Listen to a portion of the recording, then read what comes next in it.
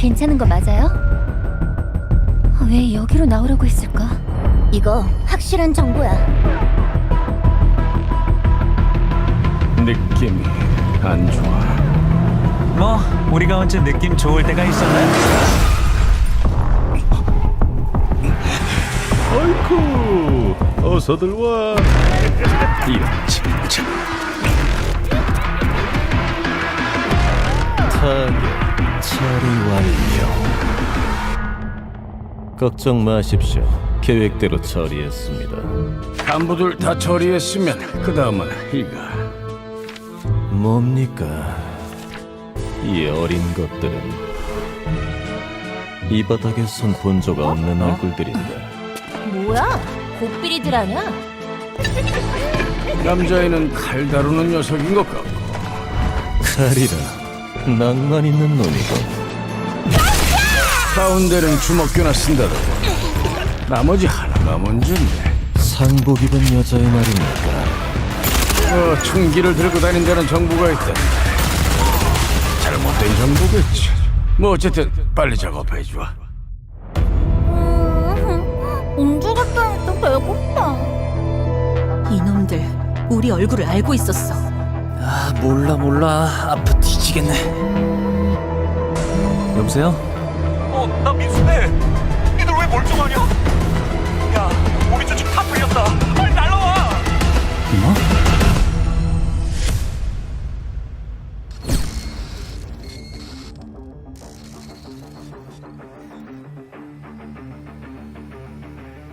빌딩앤파이터의 대장님들 안녕하십니까? 저는 오늘 빌딩앤파이터 프리뷰를 함께할 여러분들의 오른팔 정준입니다. 반갑습니다. 지금부터 대장님들께 에이스톤 모바일 본부에서 개발하고 넥슨에서 서비스하는 신작 모바일 액션 게임 빌딩앤파이터를 소개해 드릴 텐데요. 게임에 대해서 자세한 이야기를 나눠주실 빌딩앤파이터 김윤종 디렉터님을 모셨습니다. 안녕하세요. 안녕하세요. 인사 말씀 부탁드리겠습니다. 네, 안녕하세요. 저는 빌딩앤파이터의 총괄 디렉터를 맡고 있는 김윤종입니다. 가장 먼저 이 빌딩앤파이터라는 이름을 딱 듣고 궁금해하시는 분들이 정말 많았거든요. 장르에 대해서 궁금해하시는 분들도 있었고, 또 이제 빌딩앤파이터 이 이름을 듣고 어떤 게임일까 궁금해하시는 분들이 굉장히 많았거든요. 어떤 게임인지 간략하게 설명을 좀 부탁드리겠습니다. 네, 빌딩앤파이터는 모바일 액션 RPG 장르고요. 대한민국 실제 현실에 있는 빌딩들을 놓고 전투를 벌이고 쟁탈을 하는 게 특징인 게임입니다.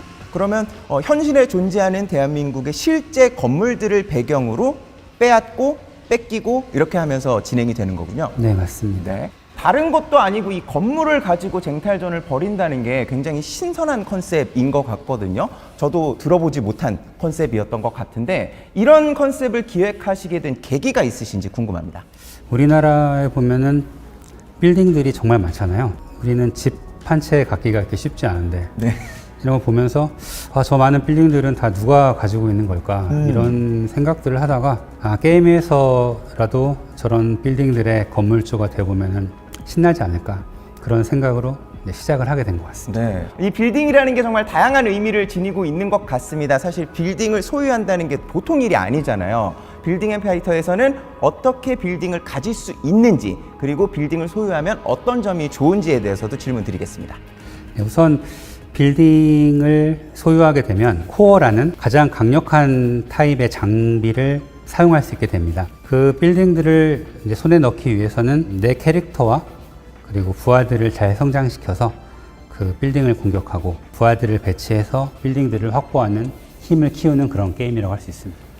건물을 소유하고 부하들을 모으면서 세력을 넓혀 나가는 것이 빌딩앤파이터의 목표다라고 말씀을 해주셨는데 이렇게 전투를 벌이는 원인이 있을 것 같거든요. 빌딩앤파이터의 배경 스토리를 간략하게 설명 부탁드리겠습니다.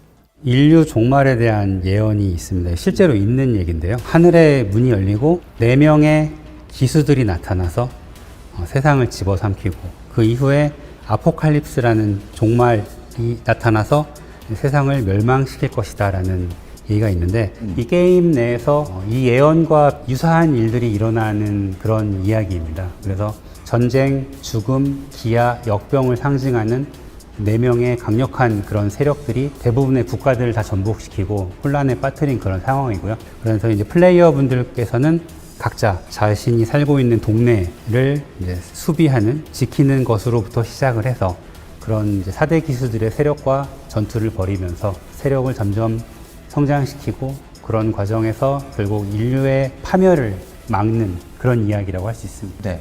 트레일러 영상에서도 뭐 7개의 죄에 대한 이야기도 나왔었고 8개의 재앙 뭐 이런 얘기들도 세계관을 공유를 해주셨었는데 4명의 기수에 맞서서 세상의 파멸을 막는다는 스토리로 진행이 될 것 같습니다. 그러면 세계관은 이해가 됐는데 과연 이 세계관에서 빌딩을 소유하면 힘을 얻는다고 돼 있잖아요. 네. 스토리상으로 이 빌딩은 어떤 의미일까요? 차원의 틈이 열렸을 때 4대 기수들만 넘어온 게 아니고요. 그들을 저지할 수 있는 강력한 힘을 가진 물체, 목걸이가 같이 넘어오게 됩니다. 그 목걸이가 하늘에서 산산조각 나면서 지상에 충돌해서 빌딩에 박히게 되는데 그게 이제 코어라는 이름의 장비가 되는 거고요. 그래서 그 빌딩을 소유하는 자는 코어의 힘, 강력한 힘을 가질 수 있게 돼서 4대 기수와 대적할 수 있다라는 그런 설정입니다. 네, 빌딩마다 점령할 수 있는 빌딩마다 코어가 존재하고 내가 점령에 성공하면 그 코어의 힘을 획득할 수 있는 이런 형태가 되겠네요. 네. 그래서 빌딩을 뺏고 빼앗기면서 세력을 넓혀가는 것이 굉장히 중요한 과정일 것 같습니다. 네, 그렇습니다.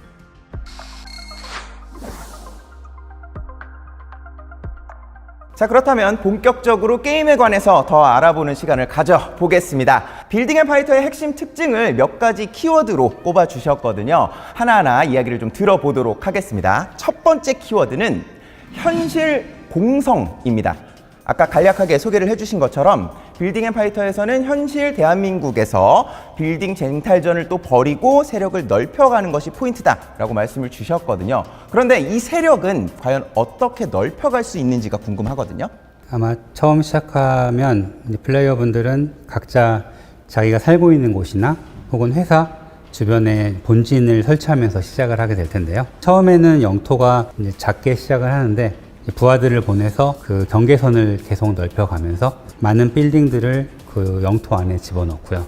그러면은 이제 빌딩을 공성해서 아까 말씀드렸던 코어를 확보할 수 있게 됩니다. 이 현실 공성이기 때문에 내가 직접 가서 그 주변은 공성할 수도 있습니다. 예를 들면 저는 강남역 뭐 이렇게 있다가 판교를 갔다고 가정을 해보겠습니다. 그럼 뭐 많잖아요. 넥슨 코리아도 있고. 넥슨 코리아 딱 눌러서 점령할 수 있는 겁니까? 넥슨 코리아 건물은 그 빌딩에도 등급이 다 있는데요. 네. 그 중에서 가장 높은 등급의 랜드마크 급이고요. 그 랜드마크는 가장 높은 등급의 코어가 여러 개가 있습니다. 그래서 넥슨 코리아 빌딩을 손에 넣게 되면 우리 세력의 캐릭터뿐만 아니라 부하들도 굉장히 강해질 수 있는 그런 좋은 건물인데요. 이제 문제는 다른 분들도 그런 건물들을 다 노리기 때문에 그렇겠죠. 네, 그 빌딩을 손에 넣었다 하더라도 지키기는 쉽지 않을 수 있습니다. 역시 먹기만 하는 것이 아니라 빌딩을 지키는 것. 상대방도 빼앗을 수 있기 때문에 이런 것들도 굉장히 중요하겠다는 생각이 들고요. 그렇다면 값진 빌딩들을 점령을 하고 또 그래서 세력을 확장시키려면 어떤 프로세스로 진행이 되는지 궁금하거든요. 일단 공격에 성공을 하기 위해서는 액션 게임인 만큼 주로 사용하는 캐릭터의 조작에 익숙해질 필요가 있습니다. 네. 오토로도 플레이는 다 가능은 한데요. 한계가 있기 때문에 캐릭터의 스킬이나 조작법에 대해서는 어느 정도 숙련될 필요가 있을 것 같고요. 그리고 캐릭터만 있어서만 되는 게 아니고 이 상성이 있기 때문에 네. 그 지키고 있는 부하들을 상성으로 깰 수 있을 만한 그런 다양한 부하들을 잘 성장시킬 필요가 또 있고요. 마지막으로 그 빌딩을 손에 넣었을 때 그걸 지켜야 되잖아요. 네. 지키기 위해서는 수비에 좋은 부하들도 또 초반에는 많이 성장시키는 걸 추천드립니다. 캐릭터와 부하 얘기가 나왔는데 그럼 바로 다음 키워드로 한번 넘어가 보도록 하겠습니다. 다음 키워드는 개성 있는 캐릭터 그리고 부하입니다. 앞서 살펴봤던 스토리나 그동안 공개했던 영상들을 봐도 다양한 캐릭터를 확인해 볼 수 있는데 대장님들께서 플레이하실 수 있는 캐릭터는 어떤 것들이 있을까요? 처음에는 세 종류의 캐릭터 중에서 선택을 하게 되는데요. 네. 칼을 사용하는 B라는 캐릭터가 있고요. 그리고 주먹을 쓰는 올가, 그리고 화기를 쓰는 유나, 이렇게 세 종류의 캐릭터로 시작을 해서 전직을 각각 또 3개의 전문화된 클래스로 전직을 하게 됩니다. 이렇게 되면 총 9개의 개성 있는 클래스들을 사용할 수 있게 되겠죠. 총 3가지의 캐릭터가 있고 9가지 클래스로 전직을 할 수 있다라고 말씀을 해주셨는데, 그럼 빌딩 앤 파이터에서는 처음부터 끝까지 한 가지 캐릭터를 선택해서 쭉 성장을 시키는 건가요? 아니요. 처음에는 이제 선택한 캐릭터로 키우고 그 클래스로 주로 플레이를 하다가 세력의 총 전투력을 측정하는 그 수치가 있어요. 내 부하들과 내 캐릭터와 얼마나 센가. 이 수치가 어느 정도 기준점을 넘어갈 때마다 나머지 8개의 클래스들을 하나씩 합류시킬 수 있습니다. 그래서 결과적으로는 총 9개의 클래스들을 상황에 맞게, 취향에 맞게 다 플레이하실 수 있을 겁니다. 아까 말씀하셨던 뭐 상성이라든지 이런 부분들을 말씀을 하셨으니까 뭐 근접전이 유리한 스테이지도 있을 것이고 원거리가 유리한 스테이지도 있을 것이고, 그런 부분들은 점점 세력의 전투력을 성장을 시켜가면서 하나씩 해금되는 방식이 되는 거군요. 네, 그래서 이제 그런 상황들이 다양하기 때문에 네. 가능한 여러 가지 캐릭터들을 많이 가지고 있으면 잘 성장시켜 놓으면 유리하겠죠. 다양한 캐릭터를 수집하고 또 활용하는 재미를 느낄 수 있을 것 같습니다. 다음은 캐릭터에 이어서 부하인데요. 이 부하라는 개념이 사실 저는 아직까지는 잘 와닿지가 않거든요. 예를 들면 삼국지로 치면은 유비가 나고 관우, 장비, 뭐 조자룡 같은 부하들이 있잖아요. 그런 것처럼 부하들을 많이 영입해서 아까 말씀드렸던 빌딩을 봉성할 때나 영토를 넓히거나 혹은 파견을 보내서 자원을 수집해 오기도 하고요. 그래서 부하들을 다양하게 많이 성장시키는 게 필요한 게임입니다. 그리고 특히 직접 전투할 때는 다양한 형태로 직접 싸워주기도 하고 키를 하나 쓰고 들어가기도 하고 그 부하의 개성에 맞는 그런 도움을 주기 때문에 중요하다고 할 수 있습니다. 그렇다면은 RPG 게임의 파티원 같은 느낌도 들면서 또 대전 격투 게임에서 플레이 중에 도움을 줄 수 있는 서포터 이런 느낌도 좀 날 수 있을 것 같고요. 다양하게 부하를 활용해 볼 수 있을 것 같은데, 그러면 어떤 동료들이 준비되어 있는지가 또 궁금합니다. 네, 부하는 이제 크게 아까 말씀드렸던 4대 기수의 그 4가지 계열에 속한 부하들이 많이 있고요. 어디에도 속하지 않는 중립적인 인물들 해서 이 5계열의 스케일이나 뭐 외형이나 이런 것들 인간만 있는 것들 아니고요. 플레이의 장점 그리고 스킬의 특징들이 전부 다 다릅니다. 그래서 인게임에서 이제 대장님들께서 최대한 많이 만나보셨으면 하는 그런 바람이 있습니다. 네, 영상을 살펴봤을 때 뭐 방패를 들고 등장하는 부하도 있었고 네. 약간 반인 반수 느낌의 수인 형태의 캐릭터도 있었던 것 네. 같거든요. 다양한 부하들이 존재하고 있다는 점 기대를 많이 부탁드리도록 하겠습니다. 그리고 이제 마지막 키워드, 정말 중요한 부분이죠. 모바일 게임에서의 손맛입니다. 디렉터님께서 사실 지금까지 만드셨던 게임들이 뭐 저도 거의 다 플레이를 해봤습니다만 이 손맛 정말 인정받는 그런 게임들이었거든요. 그런데 모바일에서 이 손맛을 구현하는 데는 사실 쉽지 않은 과정들이 있었을 것 같거든요. 어느 정도 손맛이나 조작감에 대해서 중요하게 생각하고 있기 때문에 공을 많이 들였어요. 네. 그래서 모바일에 맞는 액션이 어떤 걸까에 대해서 오랫동안 좀 조율을 많이 거쳤고요. 그래서 상하 이동은 최소화되어 있는 상태고요. 가상 키패드도 그거에 맞춰서 모양을 많이 다듬었고요. 스킬을 사용할 때 이제 보통 버튼을 통해서 사용을 하게 되는데요. 빌딩 앤 파이트에서는 대전 격투 게임처럼 방향키와 커맨드를 통해서도 스킬들을 시전할 수 있기 때문에 부드러운 다양한 스킬들을 콤보로 연계할 수 있는 그런 장점들이 있습니다. 아무래도 터치 스크린을 통한 조작이 주가 되다 보니까 너무 복잡해지면 어렵고 네. 너무 쉬워지면 너무 또 단순화되고, 그래서 고민을 좀 많이 하셨을 것 같거든요. 네, 스킬 버튼이 어느 일정 이상 넘어가면은 뭐가 뭔지를 잘 이제 기억을 못 하겠더라고요. 네. 그래서 스킬 버튼 수는 3개에서 4개까지로만 제한을 했고요. 오. 나머지는 그런 커맨드 조합으로 풀었다고 할 수 있습니다. 그렇군요. 다양한 기술 그리고 콤보 덕분에 손맛 그리고 보는 맛 모두 다 기대를 할 수 있을 것 같습니다. 그렇다면 빌딩 앤 파이터에서는 어떤 적들을 상대하게 될지도 굉장히 궁금하거든요. 어떤 전투 컨텐츠들이 있는지 소개를 부탁드리겠습니다. 영토 확장과 빌딩 공격 그리고 수비, 이게 이제 기본으로 하는 플레이가 될 거고요. 결투장이나 클랜전과 같은 다른 형태의 전투 컨텐츠도 준비하고 있고요.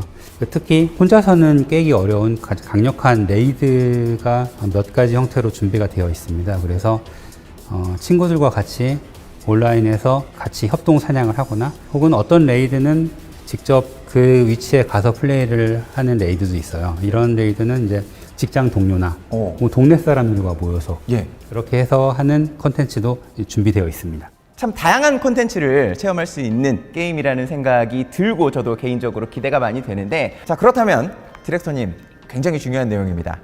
빌딩 앤 파이터는 언제 정식으로 만나볼 수 있나요? 10월 26일에 정식 오픈할 예정이고요. 네. 그때 플레이 해보실 수 있을 겁니다. 빌딩 앤 파이터는 10월 26일 목요일에 정식으로 출시가 되니까요. 꼭 사전 등록해 주시고 알림 받고 플레이도 해 주셨으면 좋겠습니다.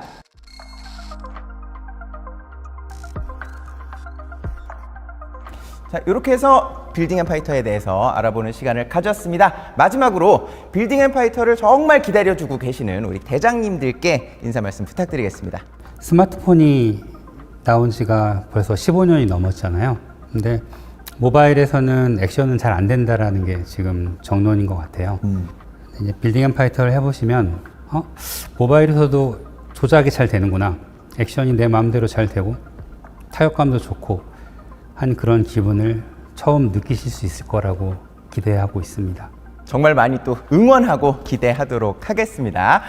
대장님들께서는 빌딩 앤 파이터에 관해서 더 자세한 정보를 알고 싶다 하시면 공식 홈페이지 그리고 공식 유튜브에서 다양한 영상들 확인을 하실 수가 있으니까 꼭 한번 방문해 보시기를 부탁드리도록 하겠습니다. 그럼 저희는 여기서 인사드리도록 할게요. 빌딩 앤 파이터에서 뵙겠습니다. 고맙습니다.